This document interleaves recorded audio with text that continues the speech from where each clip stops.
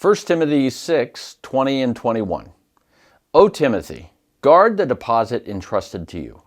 Avoid the irreverent babble and contradictions of what is falsely called knowledge, for by professing it, some have swerved from the faith. Grace be with you. Hi, my name is Greg and I'm the teaching pastor at FBC Medford.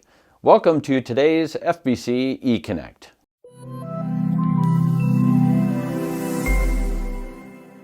The United States Bullion Depository at Fort Knox is famous for its security and for the value of its contents.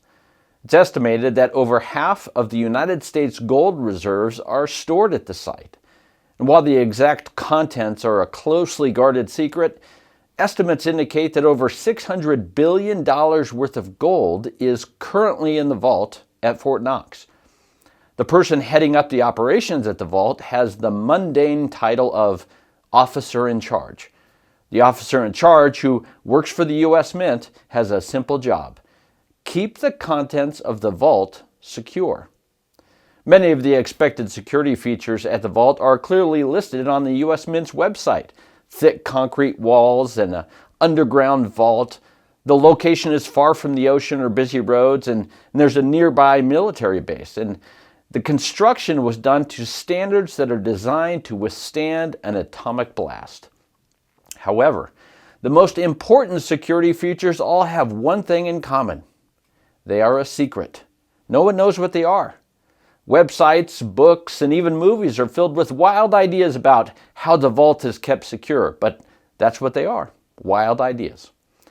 Like Paul's charge to Timothy, guard the deposit, avoid the babble. Fort Knox is secure because the officer in charge stays focused on guarding the deposit. Timothy's job was to keep himself and his church focused on the gospel. But after a while, people start to think there's more interesting and important things to think about.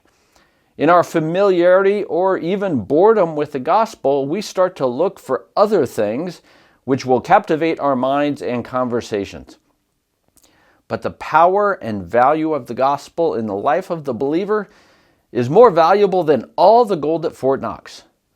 Let's pay attention to what is captivating our minds and our conversations, and make sure we're guarding the deposit of the gospel in our hearts.